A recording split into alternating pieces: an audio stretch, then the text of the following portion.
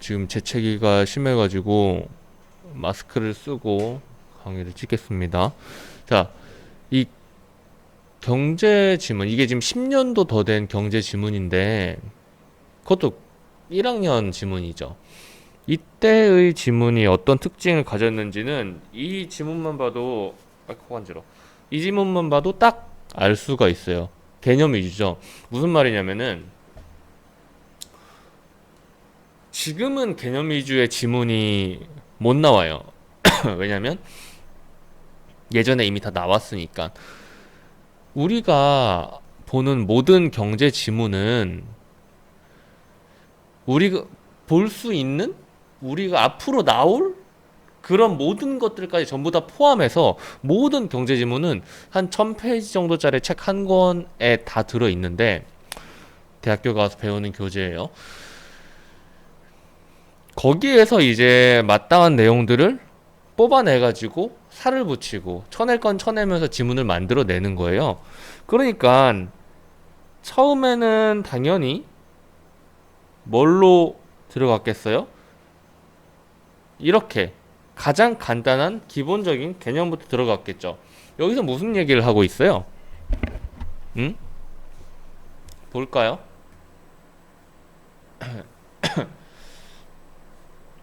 개인들의 의사 결정 과정에 대해서 이야기를 하고 있는데,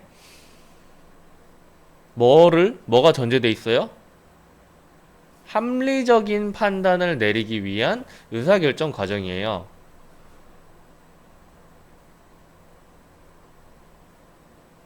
합리적 판단을 위한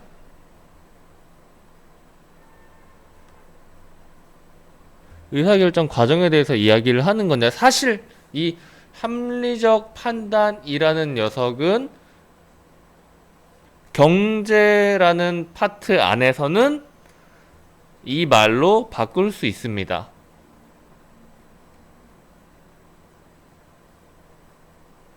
이렇게요. 같은 말이에요. 경제라는 학문? 경제라는 파트 안에서 합리적 판단과 경제적 판단은 동일한 말입니다. 그러니까 경제적으로 판단하기 위한 의사결정 과정을 이 지문에서 알려주고 있는 건데, 개념적으로, 그리고 응용 문제를 통해 가지고 개념을 잘 이해했는지를 물어보고 있죠. 봅시다. 1번. 여기서는 옮겨 쓰진 않을게요. 모든 선택에는 대가가 있다. 1번. 2번. 선택할 때는 기회비용을 고려해야 한다. 그리고 3번. 합리적 선택은 한계 비용과 한계 이득을 고려하여 이루어진다. 그리고 4번. 사람들은 경제적 요인에 따라 반응한다. 무슨 말이냐면, 지금부터 정리를 할게요. 모든 선택에는 대가가 있죠. 무슨 말이에요? 우리가 무엇을 얻고자 하면 대개 그 대가로 무엇인가를 포기해야 한다. 여기서 얘 그대로 그냥 따라서 봐주면 돼요. 예를 들어, 가정에서는 가계 수입으로, 100만 원이 있어요. 음식이나 옷을 사는데 100만 원이 들어요. 그리고 가족 여행을 가는데 100만 원이 들어요. 그쵸?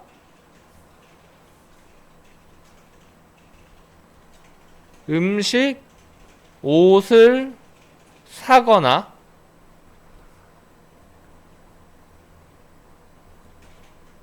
가족 여행을 가거나, 둘 중에 하나만 할 수 있어요. 둘 중에 하나만 할 수 있고 중간에 발을 걸치지도 못해. 음식하고 옷을 사면은 개털이야. 마찬가지로 음식하고 옷을 하나도 안 사고 가족 여행을 가도 개털이야. 돈이 1원도 없어. 내 가진 돈을 전부 다 써야 돼. 그럴 경우에 음식하고 옷을 사는 것과 가족 여행에 비용이 같죠. 그쵸? 선택의 대가란 무엇인가? 음식하고 옷을 선택하게 된다면 나는 가족 여행을 못 가게 됩니다. 그쵸? 가족 여행을 포기하고 음식과 옷을 사는 거예요. 그 음식과 옷을 선택한 대가는 음식과 옷을 살 돈으로 가족 여행을 가는 것을 포기한 거죠. 그쵸? 반대로 가족 여행을 선택하게 된다면은 포기한 대가는 뭐죠? 음식과 옷인 거예요.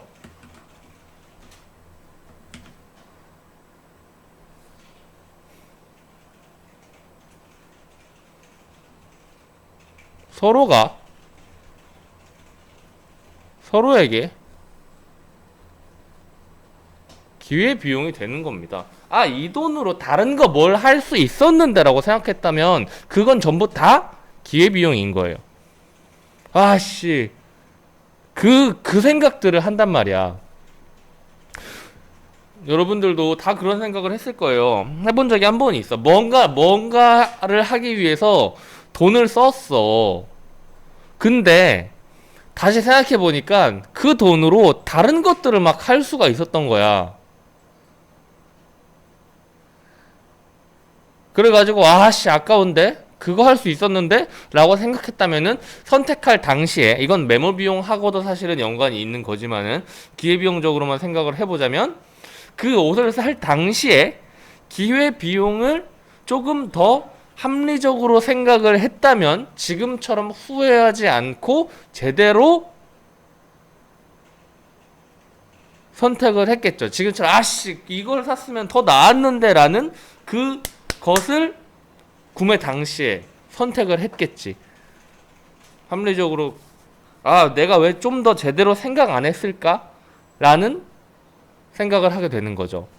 그럴 경우에는 뭐 아마 기회비용을 잘 안 따져보고 그냥 눈 앞에 있는 물건에 눈이 멀어가지고 사는 경우가 되게 많을 겁니다.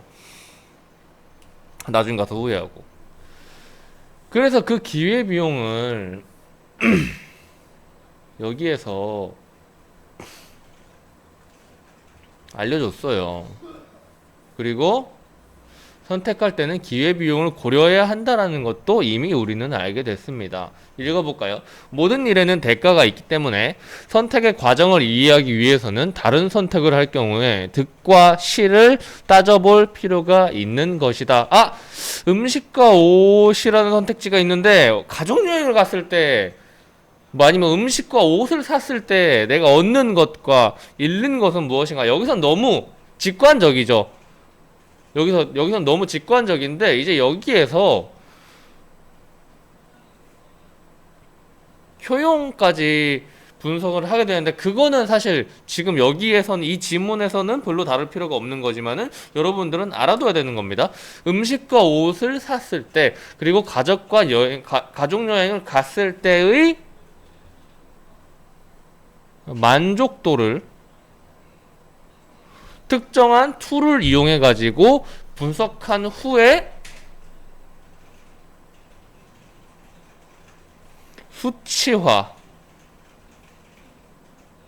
수치화해서 이 둘의 대소를 비교한 후에 선택하는 뭐 그런 것도 있어요. 그리고 그런 뭐 털이 있냐 이 안에? 그런 방법에서는 그런 방법들이 뭐 합리적이라고 생각할 수가 있겠죠. 뭐 제대로 수치화해서 한 거지만은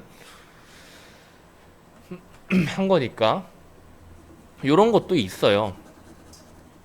이 선택을 제대로 하기 위해서 경제적인 선택을 잘 하기 위해서 아무튼 그래서 득과 실을 잘 따져볼 수가 있고 여기서 요 녀석은 질문 읽으면서 밑줄이 무조건 그어져 있었어야 됐죠. 어떤 선택을 위해 포기한 다른 선택으로부터 얻을 수 있는 이득을 기회비용이라고 한다. 제가 말했듯이 여러분들도 여러분들도 이 대부분의 사람에게 속해 있기 때문에 무슨 선택을 할 때 이미 기회비용을 고려해서 행동한 적이 있어요. 어떤 운동선수가 대학 진학과 프로팀 입단 중에서 프로팀 입단을 선택했다면 이것은 대학 진학에 따른 기회비용을 고려하여 결정한 것이다. 이건 뭘까요?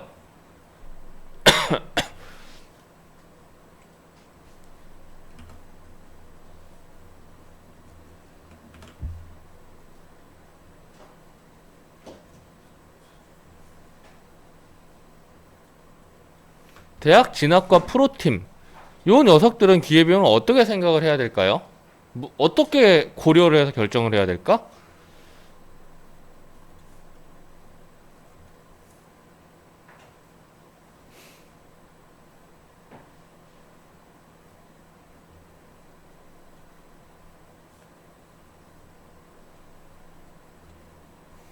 모든 것에는, 모든 행동에는 비용이 들고, 그리고 그로 인해서 수익을 얻게 되는데, 여기에서는 그냥 비용과 수익에서, 수익에서 비용을 빼서 순수익을 생각을 해 보는 거예요. 만약에 대학을 진학했을 때 내가 가장 가능성 있는 직업과 내가 할 수 있을 것 같은 가장 가능성 있는 내 미래 예상 직업이 무엇인지 생각을 해보고 그런 것들의 그런 것들 여러 가지 고려를 해보는 거죠. 그리고 프로팀 같은 경우는 나는 그냥 운동의 프로가 되는 거죠. 그래서 요 둘의 수익을 따져보는 거예요. 순수익을 따져보는 거예요. 무엇이 더 높았겠어요? 여기에서 만약에 대학 진학이 순수익이 현실적으로 쓰지 말고 조금 비현실적으로 씁시다. 500만원. 프로팀 진학의 순수익이 600만원이었다면 그렇다면은 여기에서 기회비용에 대한 이야기를 할 수가 있죠. 대학 진학의 기회비용. 이게 무슨 말이냐면 대학 진학을 선택했을 때 이거 좀 더 자세하게 이야기를 합시다. 대학 진학을 선택했을 때의 기회비용은 프로팀에 들어가서, 그러니까 프로팀은 못 가는 거잖아. 대학 진학을 선택했을 때. 그쵸? 대학 진학을 선택했을 때 기회비용은 500이에요? 600이에요?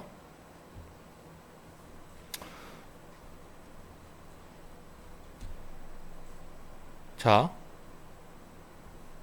아까 방금 말했어요. 순수익이라고. 이것은 500이라는 녀석은 대학 진학을 선택했을 때 얻게 되는 이득인 거죠. 600은 뭐예요? 대학 진학을 선택했을 때 이 말 자체가, 기회비용이라는 말 자체가 프로팀에 갈 수 있는 기회가 있었는데 이걸 포기하고 대학 진학을 선택했다는 거잖아요. 그 프로팀에서 벌 수 있었던 것은 얼마죠? 600만 원이죠. 그래서 요 600이 대학 진학의 기회비용이라고 보시면 되는 겁니다. 대학 진학을 선택했을 때. 반면에 프로팀을 선택했다면은 기회비용은 500이 됐을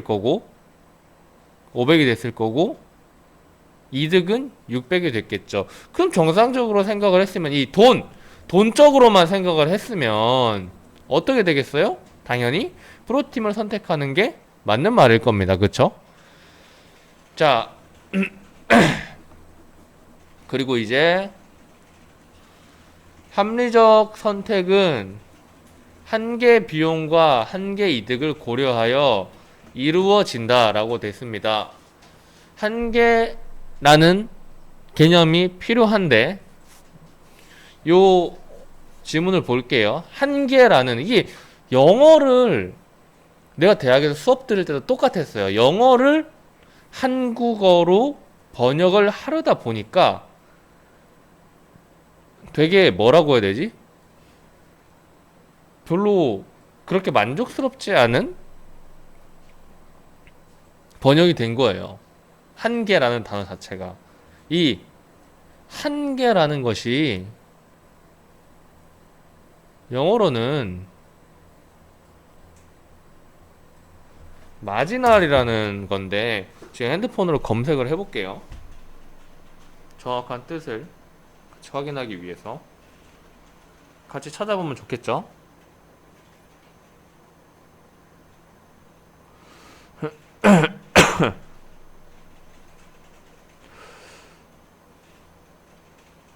마지날.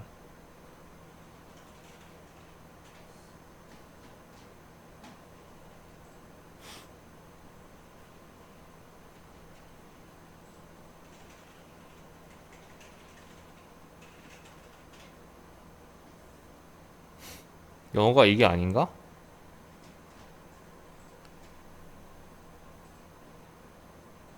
맞는데. 자, 보시면은 뜻이 이 한계라는 단어랑은 조금 되게 달라요. 이 마지날이라는 게 1번 미미한 또는 중요하지 않은. 2번 주변부의 혹은 주변적인. 3번 근소한 차이로 얻은 의석 또는 자리라고 보시면 되겠는데 이게 뭐예요? 한계 이익, 한계 이득, 한계 비용 이러는 말을 이 우리 빨간색으로 쓴 이 뜻 중에서 어떤 식으로 생각을 해야 될까요?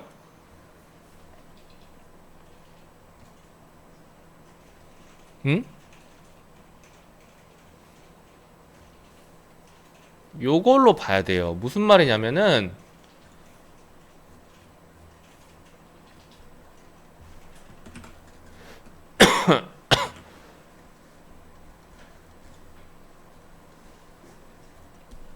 이 한계 비용이라는 녀석은 파란색으로 쓸게요.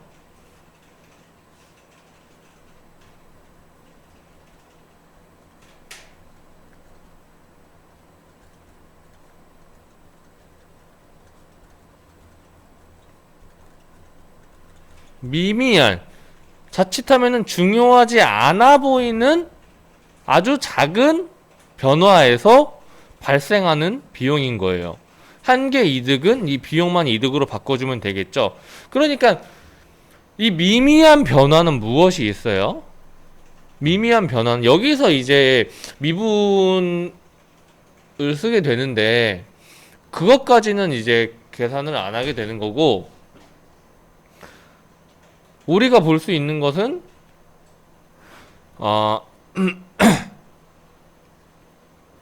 그래프를 통해서 알 수 있는 최소 변화량을 말하는 거예요. 우리가 시험 보는 우리한테 느껴지는 한계 비용이란 시험 때 이 응용 문제 혹은 지문에 있는 그래프에서 볼 수 있는 최소 단위의 변화인 거야. 그러니까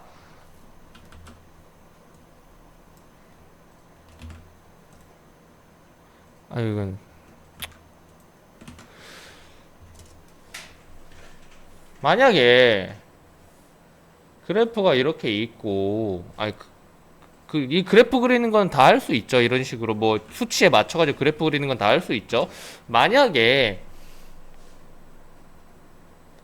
사과를 한 개 생산하는데 비용과 수익이 100원이고 200원이야. 그런데 사과를 두 개를 생산을 했을 때 비용이 180원이 됐고 수익은 260원이 됐어요. 음?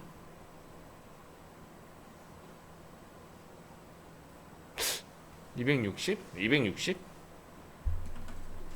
아니야.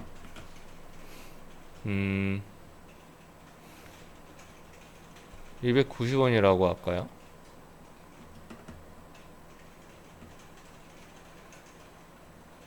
어,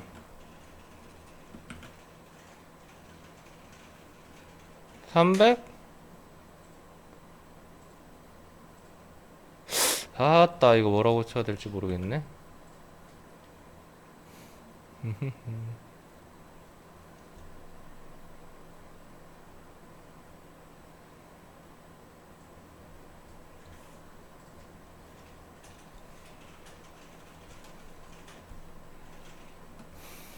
음,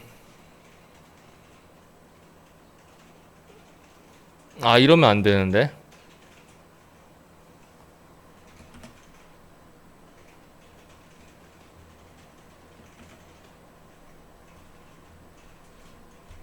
뭐, 아무튼 그냥 일단 봅시다. 일단 봅시다. 자, 여기서 일단 볼게요. 자, 보시면은, 여기에서 사과를 하나, 두 개, 세 개를 점차 순차적으로 생산해 나간다고 해봐요. 그럼 우리가 여기서 볼 수 있는 최소의 단위는 무엇이죠? 하나씩일 거예요. 한 개씩. 그렇다면 여기에서 미미한 변화에서 발생하는 수익과 비용을 우리는 계산을 할 수가 있어요. 한 단위가 변했을 때, 바뀌는 아니면 추가되는 비용과 수익을 얘기할 수 있겠죠? 하나에서 두 개로 갈 때 한 개 비용과 두 개에서 세 개로 갈 때 한 개 비용은 얼마예요? 80원, 60원이죠?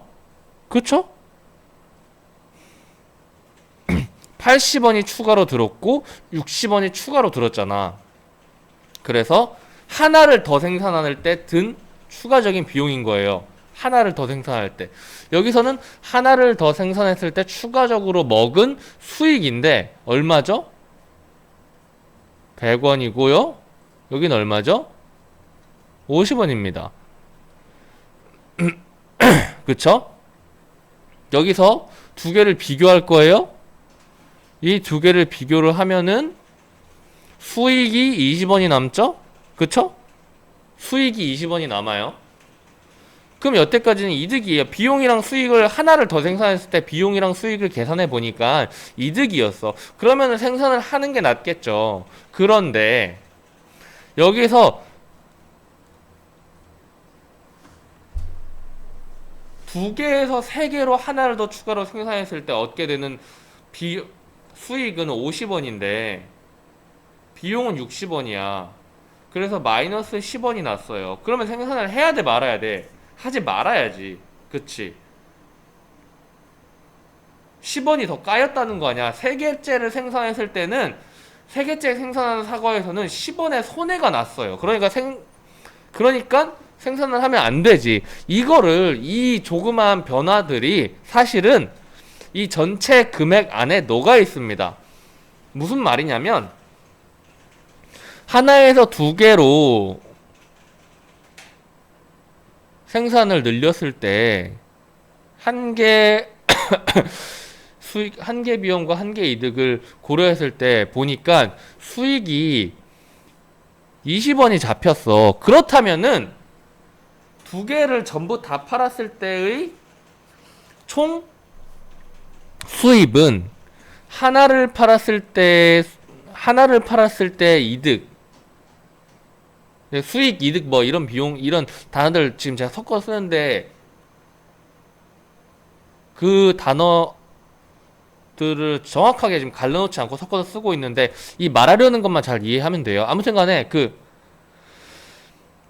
하나를 팔았을 때의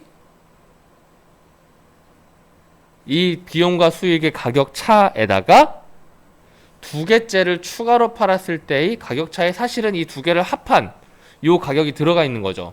그러니까 무슨 말이냐면 두 개째 생산했을 때 한 개 수익이 20원 더 많게 나왔고 세 개째 생산했을 때 한 개 비용이 10원 더 많게 나왔다면은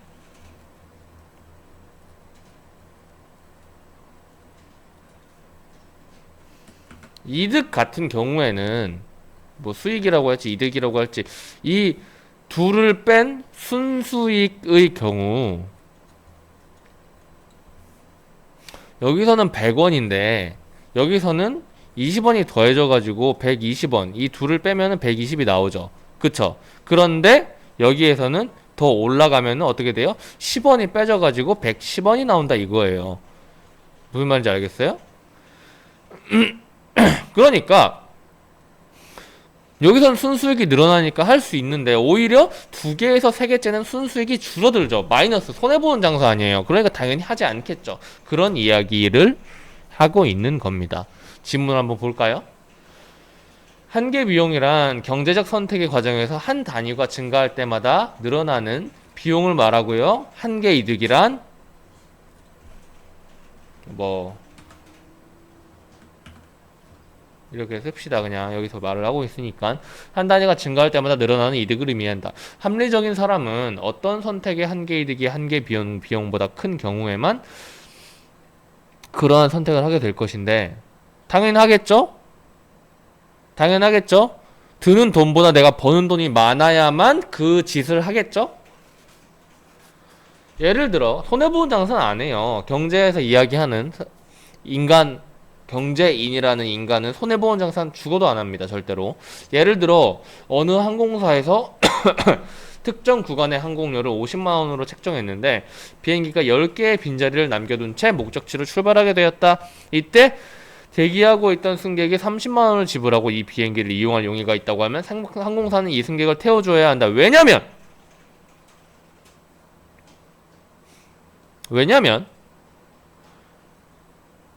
빈자리니까 이 사람을 한 명 더 태워봤자 이 비행기적 측면 아니면 이 공항에서 드는 비용은 거의 없어요. 그냥 이 사람한테 손님 안전벨트 매셨습니까? 뭐 확인해 주는 거? 아니면 기내식으로 기내 여기서 말하듯이 기내식 이 정도밖에 없을 텐데 이게 해봤자 얼마겠어요. 그쵸?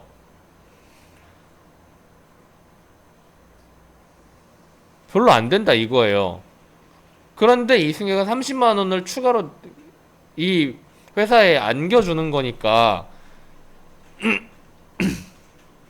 당연히 이 승객에게 이 승객이 한계 비용, 이 승객한테 들어가는 서비스 비용보다 더 많은 돈을 낸다면 우리가 책정한 비행기 값보다 그러니까 더 지금 손님을 받을 수가 없는 상황이잖아. 그런데 그 순간에 이 사람이 등장한 거잖아. 그럼 이 사람이 합리적으로 생각을 하면은 빈자리로 가는 것보다는 한 명이 더 들어왔을 때 그 사람한테 드는 비용보다는 그 사람이 우리한테 안겨준 항공사에 안겨준 이득이 더 크면은 당연히 무조건 태우는 게 맞는 말이죠. 그쵸? 여기에서 왜 비행기 회사가 이거 지울게요. 이거 지울 거예요. 여기에서 이제 왜 비행기 회사는 추가적으로 한 명의 승객이 더 생겼을 때 이렇게 한계 비용이 적은 것일까까지 생각을 해주면 훨씬 더 좋은데 요것은 지금은 생각을 하지 말고요. 나중에 그냥 생각만 해두세요. 이거 여기다가 요 페이지에 포스트잇으로 써놓고 체크만 해놓고 그리고 여기에서 이제 별표 쳐놓고 이것만 써놓으세요. 왜? 항공사 비행기 회사는 한계 비용이 낮을까?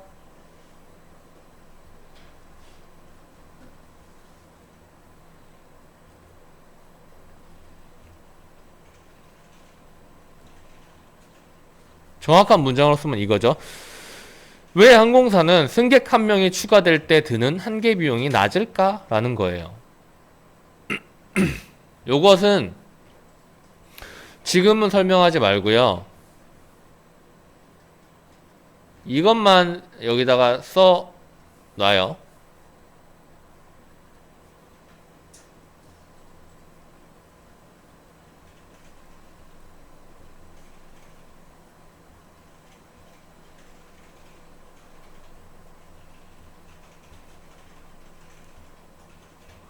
고정비가 크고 변동비가 낮기 때문이다 라고만 써두시면 돼요. 그리고 나중에 고정비와 변동비에 대한 지문 혹은 문제를 보고 풀고 이해하고 난 후에 전에 저 마스크 쓴 놈이 고정비랑 변동비 가지고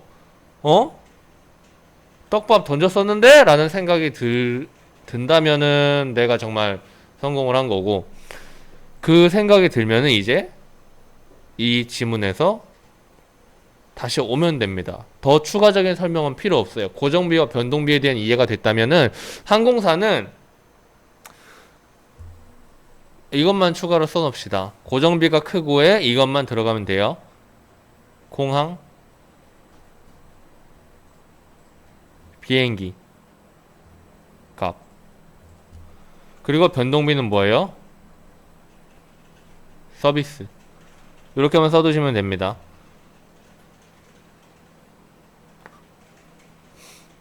그러니까 간단히 말하면 항공사는 처음에 들어가는 초기 투자 비용이 어마어마하게 거대한 거지, 그 이후에 모든 그 비행기가 날아가기 위한 모든 조건이 전부 다 완성된 후에는 사실 추가적으로 드는 비용이 적다라는 말이에요.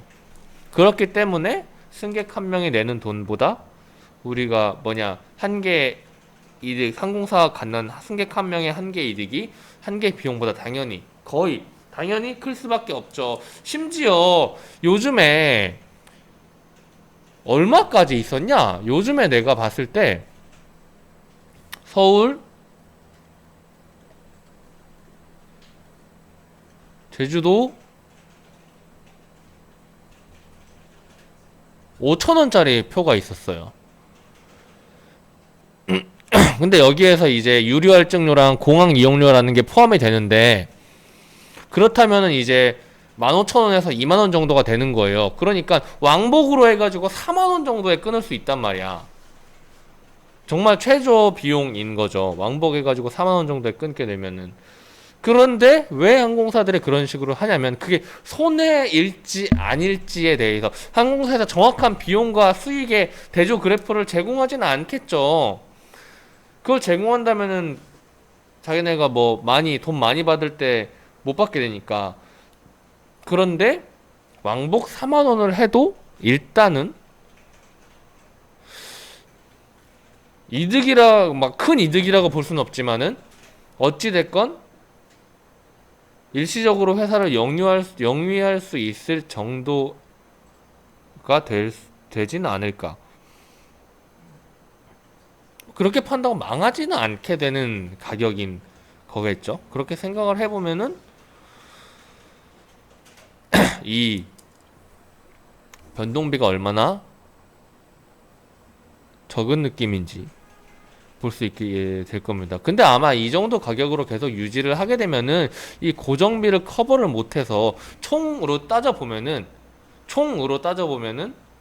여기서 또 생각을 또 되게 이것저것 되게 많이 해야 돼요. 그러니까 그냥 총으로 따져보면은 결국은 이득이 아니게 되긴 할 건데, 지금 당장으로서는 돈을 꿇고 있는 건 아닌 거예요. 왜냐면은 지금 당장은 이 변동비만 생각을 하면 되니까. 이게 이해가 안 돼도 그냥 넘어가시면 됩니다. 너무 많은 걸 얘기하려고 그랬어요. 자, 마지막으로 사람들은 경제적 요인에 따라 반응한다. 우리가 이야기했던 기회비용, 선택할 때 기회비용, 한계비용과 한계이득을 고려해서 결과적으로 나타나는 경제적인 요인은 뭐죠? 바로 이득이나 비용이라고 하긴 뭐하고, 이득이나 손해라는 답일 거예요. 답이 서야지 이득이다, 손해다. 그렇다면은 이득이라면 나는 이 행동을 한다, 손해라면 이 행동을 하지 않는다. 이것이 바로 경제적 요인인데, 어떤 일 또는 현상을 일으키는 원인이라 그럽니다. 요인을. 근데 만약에 이 이득이나 손해가 변화를 해서 이득이 손해로 변하고 손해가 이득으로 변한다면, 우리 방금 전에 이야기했던, 이거 지울게요 전부 다. 하나 둘 셋. 방금 전에 이야기했던 사과 생산을 할 때 한 개, 두 개, 세 개를 생산을 했을 때 처음에 있었던 이득은 100원인데 두 번째 있었던 이득은 120원이고 세 번째 이거 필기했죠? 이전에 한 거 눈으로만 보고 넘어갔으면 다시 돌려가지고 필기하세요. 다시 들으면서 세 번째는 얼마가 돼가지고 생산을 안 하게 될 거라 그랬어요? 110원. 120원 벌다가 110원 벌게 되면 손해니까 안 하는 거죠. 하지만 100원 벌다가 120원 벌게 되면 이득이니까 하겠죠. 그쵸? 그러니까 하나에서 두 개 갔을 때는 뭐예요? 이득인 거예요. 그런데 두 개에서 세 개 갔을 때는 손해를 보게 된다는 거죠. 아, 간지러 죽겠네, 진짜. 손해를 보게 된다는 거죠. 그래서 가장 합리적인 선택은 두 개만 만드는 겁니다. 이게 각각의 이득이 아니라 하나를 생산했을 때, 두 개를 생산했을 때, 세 개를 생산했을 때 갖게 되는 총 순수익이기 때문이에요. 그래서 여기에서는 그런 설명을 하고 있습니다. 자, 이야기를 너무 오래 했죠. 너무 길게 했죠. 그런데 요 정도 했으면은 사실 앞으로 요거랑 비슷한 개념들이 나왔을 때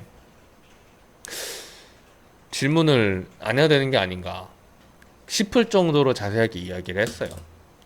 여기까지 할게요.